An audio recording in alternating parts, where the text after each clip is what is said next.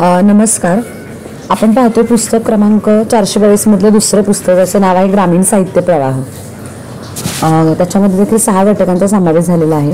घटक क्रमांक 1 आहे ग्रामीणता आणि ग्रामीण साहित्य संकल्पना.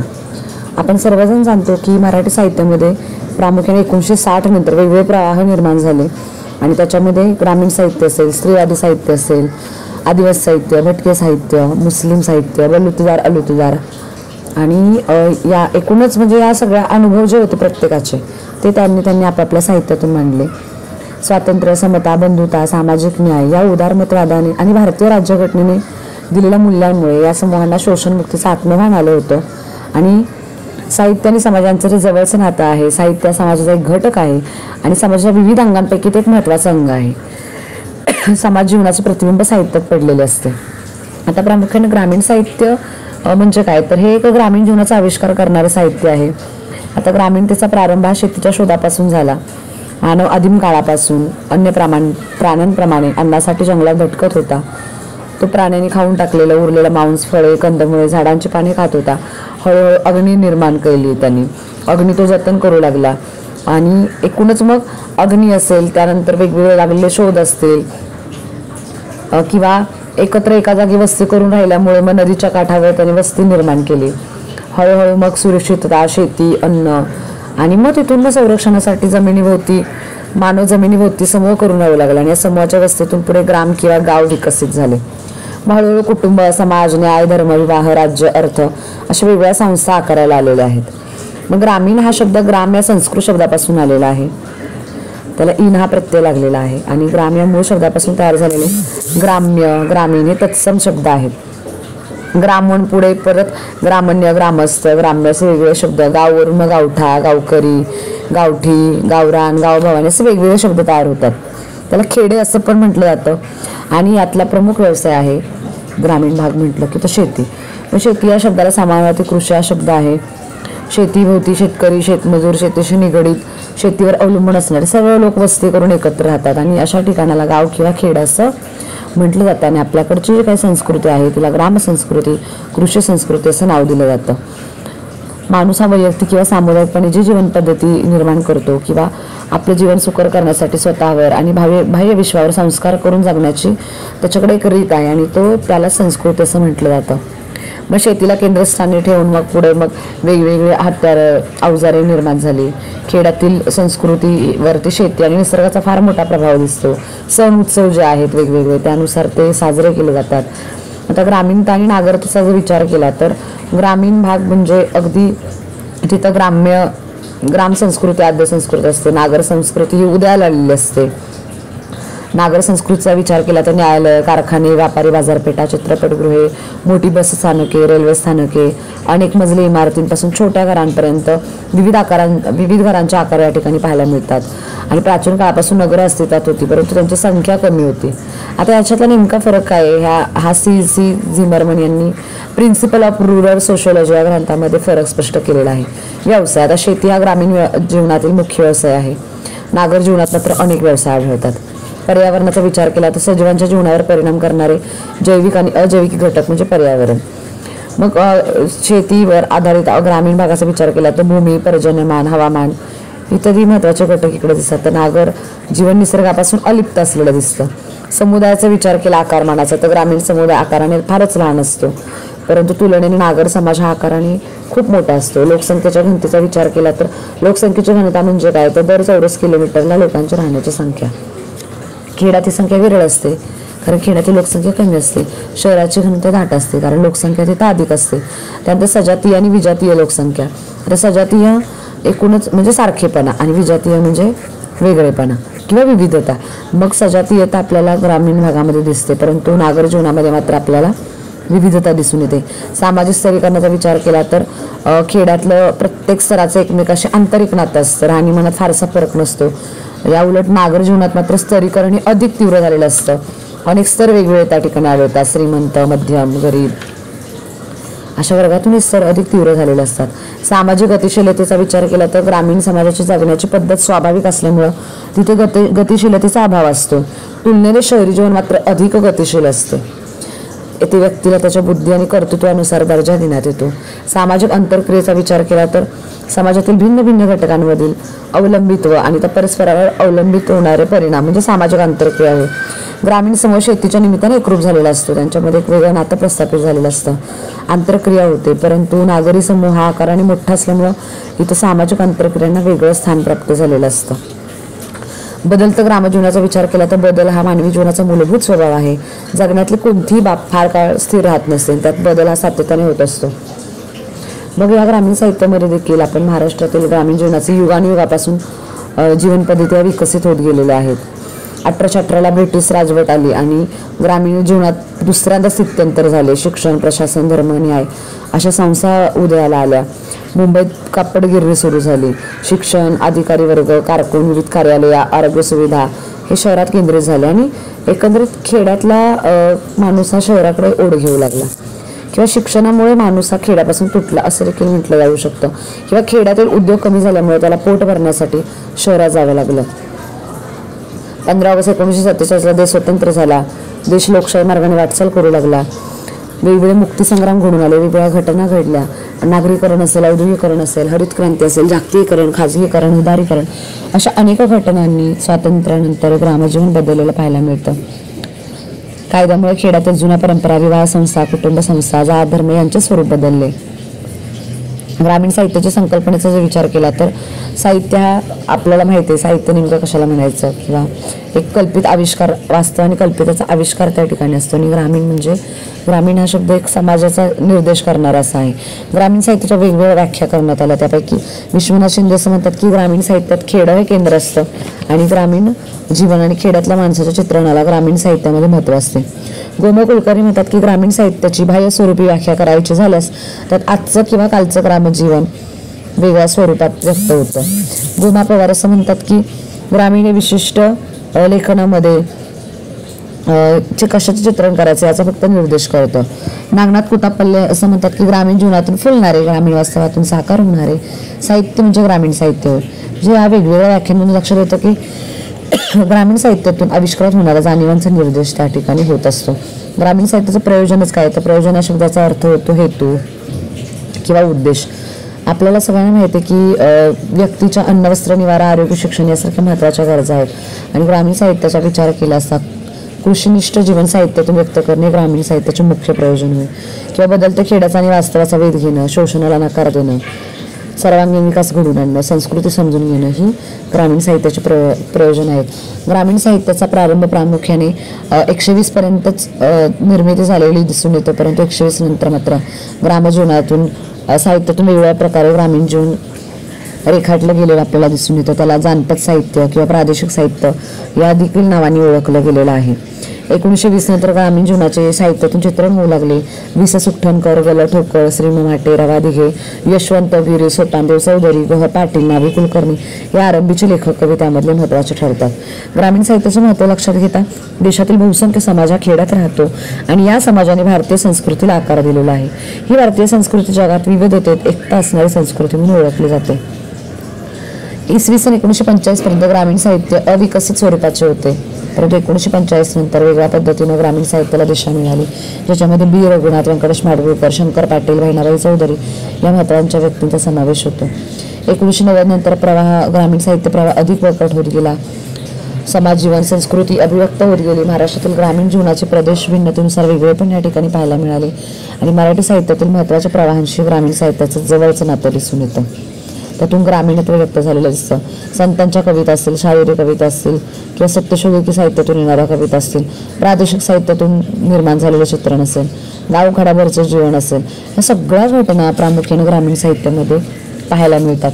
आता ग्रामीण साहित्यामध्ये निर्मिती झाल्यानंतर वेगवेगळ्या मार्गाने स्थित्यंतर झालेले दिसतात.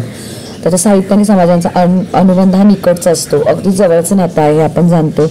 आणि ग्रामीण साहित्याच्या निर्मितीचं केंद्रच ग्रामीण समाज जीवन आहे. तिथं जी काही वेगळी सामाजिक स्थित्यंतरे झाली, त्या जाणीवा व्यक्त झाल्या, तेच साहित्यातून वेगळ्या पद्धतीने आले. आता या ठिकाणी काही गट केलेले आहेत, म्हणजे प्रारंभ ते आत्तापर्यंतचं ग्रामीण साहित्याची जी काही निर्मिती झाली त्याच्यामध्ये काही काही वेगळी स्थित्यंतरं घडून आली, म्हणजे बदल घडून आले, तर त्याचे वेगळे गट केलेले आहेत. गट क्रमांक 1 प्राचीन आणि मध्ययुगीन काळ, म्हणजेच प्रारंभ ते इसवी सन 1818. ग्रामसंस्कृती आद्य भारतीय संस्कृती आहे. वेदामध्ये देखील याचे दाखले सापडतात. पर्जन्य सुक्त, कृषी सुक्त, निशा सुक्त असे वेगवेगळे ग्रामीण जीवनाचे संदर्भ आपल्याकडे येतात. शेताची देवाजी नावाने खैरे यांनी केलेली अनुवाद देखील महत्त्वाचा ठरतो. झाडे पाले पाणी गोड असावे, स्वर्ग अंतराळ गोड असावे, शेताच्या देवाची आम्हा गोड असो, त्याच्या मागे आम्ही आनंदाने जातो. म्हणजे एकंदरीत वेदामधून किंवा गाथा सप्तशती नावाच्या ग्रंथामधून देखील एकूणच ग्रामीण जीवनाचं चित्रण प्रकटीकरण झालेलं आपल्याला पाहायला मिळतं. किंवा मराठी साहित्याच्या प्रारंभापूर्वी देखील लोकसाहित्याचा उल्लेख ग्रामीण साहित्य म्हणून केला जात होता. डॉक्टर नागनाथ कोतापल्ले असतील यांचा एक लेख पण लोककथेच्या ग्रामीण कथा म्हणून विश्लेषण देखील प्रसिद्ध आहे. लोकसाहित्यानंतर ग्रामीण साहित्याची परंपरा शोधली गेलेली दिसते. लिहा चरित्राचा विचार केला 1278 मध्ये निर्माण झालेला महानुभाव संप्रदायातील महत्त्वाचा ग्रंथ त्याचा विचार केला तर त्याच्यामध्ये देखील वेगळ्या ज्या काही लिळा आहेत त्यातून मग एकूणच ग्रामीण बोलीतलेच अनेक शब्द किंवा ग्रंथामध्ये ते शब्द आढळतात. मध्ययुगीन काळात महानुभाव साहित्याबरोबर संत साहित्य असेल, संत साहित्यातील सगळे संत मंडळी यांच्या कवितेतून देखील ग्रामजीवनच प्रकट झालेलं दिसतं. महाराष्ट्रीय संत बहुतेक सारे अलुतेदार बलितेदारूतून आले होते आणि त्यानुसार ते सगळं एक विशिष्ट रचना झालेली दिसते. त्यातून ग्रामीणत्व ध्वनित झालेलं दिसतं. संत साहित्य जसं ग्रामीण बोलीतून व्यक्त होतं तसं शायरी साहित्यातील लावण्य काव्य प्रकारातून ग्रामीण शब्दकळा पुढे आलेली आहे. दुसऱ्या गटाचा विचार केला असेल तर आधुनिक काळ म्हणजे 1898 ते 1920 तर इथपर्यंत 1818 ते 1920 इथपर्यंत विचार केला तर 1818ला पेशवाईचं अस्तवन ब्रिटिश राजवट स्थापन झाली आणि आधुनिक काळ त्याला असं म्हटलं गेलं. एकूणच भारतीय समाज जीवनामध्ये बदल घडून आलेला हा असा काळ होता आणि म्हणून त्याला आधुनिक असं म्हटलं गेलेलं आहे. 1920 नंतर मराठी साहित्यातून साहित्य ग्रामीण जीवन दर्शन प्रकट झाले आणि तृतीय रत्न असेल, गुलामगिरी असेल, शेतकऱ्याचा आसूड असेल, महात्मा फुलेंच्या अखंड रचनेतून तत्कालीन भारतीय शेतकऱ्याचे वास्तव त्यांनी प्रभावीपणे मांडलेलं आहे. ब्रिटिश राजवटीच्या परिणामातून वेगवेगळे बदल भारतीय समाज जीवनामध्ये घडत होते. त्याचाही परिणाम ग्रामीण जगण्यावर होत होता. औद्योगिकरणामुळे ग्रामीण आणि नागर हा भेट ठळक व्हायला लागला होता. सतत होणारा दुष्काळ असेल त्याच्यामुळे आर्थिक घडी विस्कटत चालली होती आणि याच धर्तीवर पुढे महात्मा फुले यांच्या एकूण लेखनाचे स्वरूप निर्माण म्हणजे उल्लेखनीय असं कामगिरी त्यांची आधुनिक मराठी साहित्याचा आद्याविष्कार म्हणून त्यांच्या साहित्याचा विचार केला जाऊ लागला. जसं की आधुनिक मराठी साहित्याचे जनक म्हणून केशव सूळ किंवा विष्णुशास्त्री चिपळूणकर निबंध वाङ्मयामध्ये, हरिभाऊ आपटे कथेच्या वाङ्मयामध्ये, अण्णासाहेब किर्लोस्कर नाटकामध्ये आणि यामध्ये आधुनिक मराठी साहित्याचा आद्याविष्कार कोणी केला तर महात्मा फुलेंचं नाव घेतलं जातं. महात्मा फुले यांनी खूप म्हणजे त्यांच्या साहित्यातून ग्रामीण जीवनाची एक वेगळी प्रगल्भता मांडण्यात आलेली आहे. त्यानंतर कृष्णराव भालेकर यांचं देखील लेखन महत्त्वाचं ठरतं. त्यांचा दीनबंधू हे नियतकालिक महत्त्वाचं ठरतं.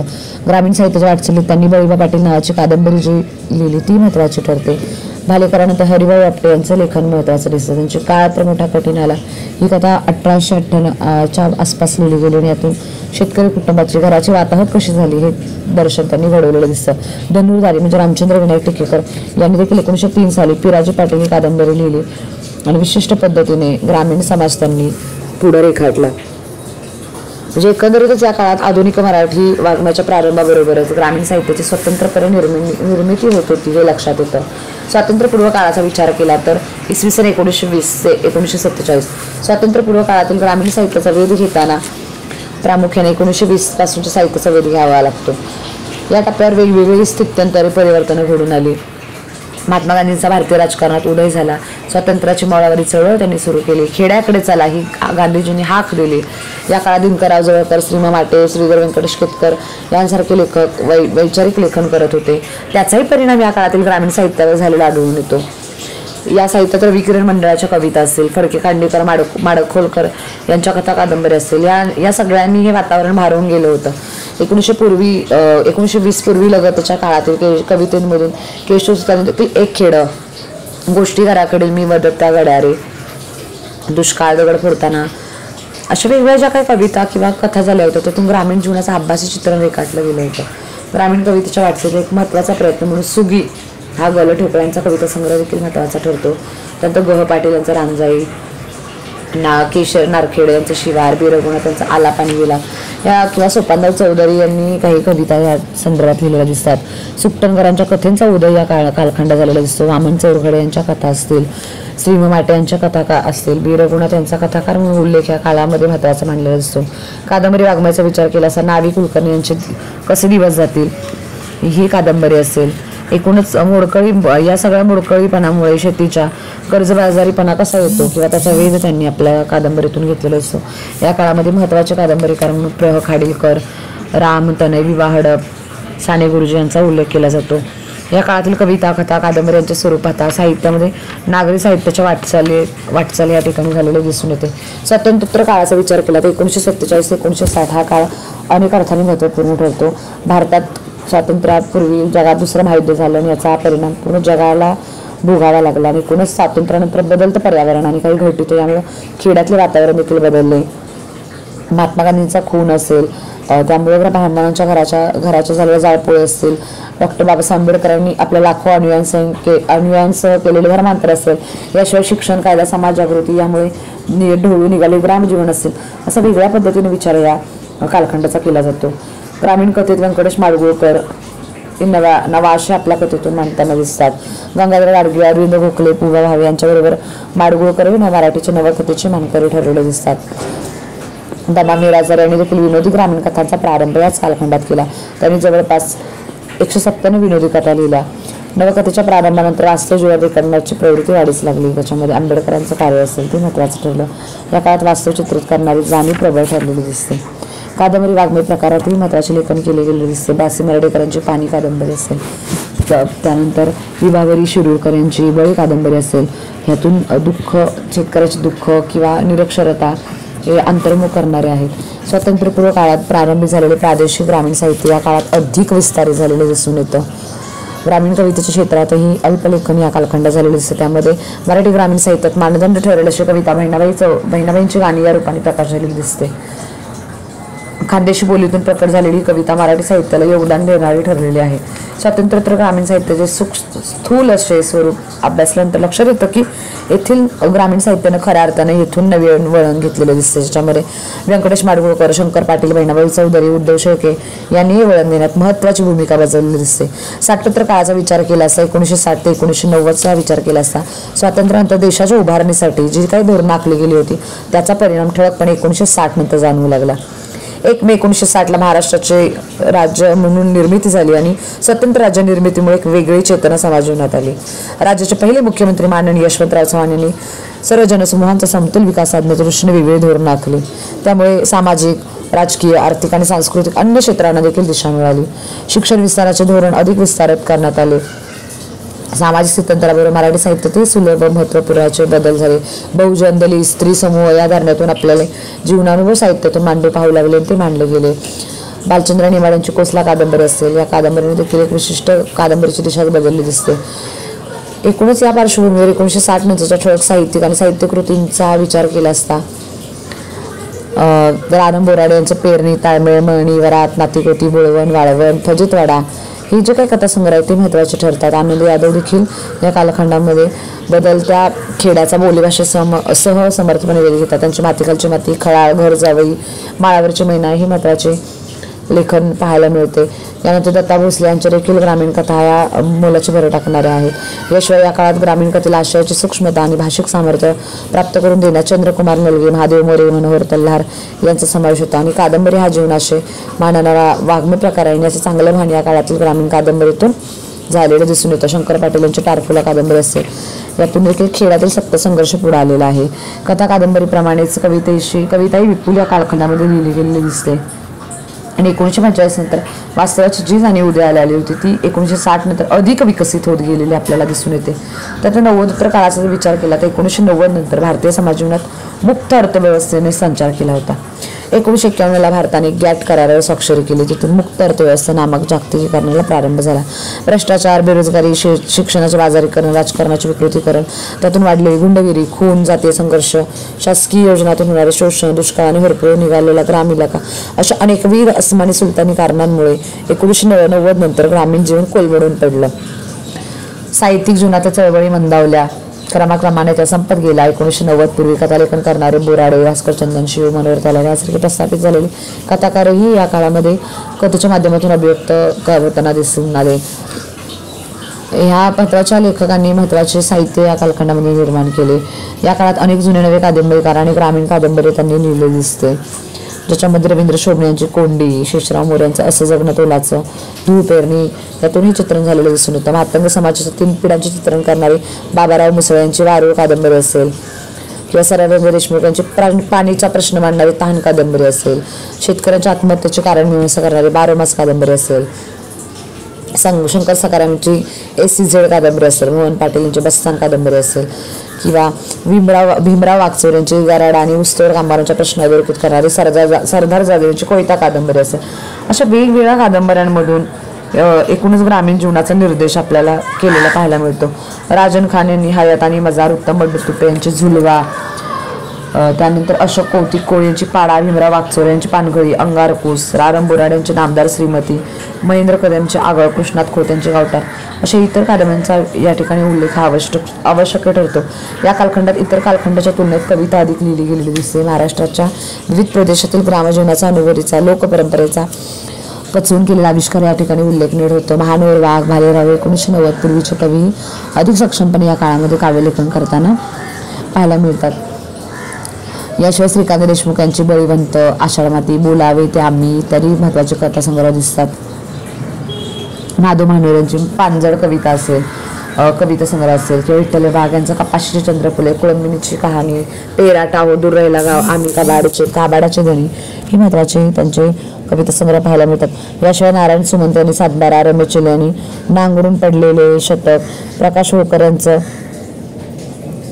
कोरडे नक्षत्र, तुकाराम धांडे यांचं वळीव, वीरधवल परब यांचं दर साल दर शेकडा, बालाजी मदन इंगळे यांचं मेल नाही अजून आभाळ, महेश मोरे यांचं पाऊस काळ, रमेश रावळकर यांचं गावकळा, केशव देशमुख यांचं पाडा, रवी कोरडे यांचं दुसरं झालं नसतं गाव अशा वेगवेगळ्या कादंबऱ्यांमधून काव्यसंग्रहांमधून 1990 नंतरच्या ग्रामीण जीवनातील स्थित्यंतर नेमकेपणाने आलेले आहेत. इतरही अनेक कवी शेती, शेतकरी आणि त्याच्या भोवतालचा जो काही अवकाश आहे ते आश्वासकपणे आपल्या साहित्यातून मांडताना दिसून येतात. तुकारामाशी नाळ जोडणारा श्रीकांत देशमुख, लोकपरंपरा पचवून अभिव्यक्ती करणारा संतोष पवार, कवितेचे स्वतःच्या शैली निर्मिती करणारा प्रकाश हिंगावकर यासारखे महत्त्वाचे कवी या काळामध्ये उदयाला आले. महात्मा फुले यांच्या तृतीय रत्न नाटकानंतर शेती, शेतकरी आणि त्यांच्यातले प्रश्न तीव्रतेने पोटतिडकीने मांडणारा राजकुमार तांगडेसारखा नाटककारही याच काळात समोर आलेला दिसतो. त्यांनी आकडा, श्वेत अंगार सारखी प्रभावी नाटकं लिहिलेली दिसतात आणि एकूणच ग्रामीण साहित्याचा परिचय या 2 घटकांच्या आधारे करून दिलेला आपल्याला लक्षात येतो.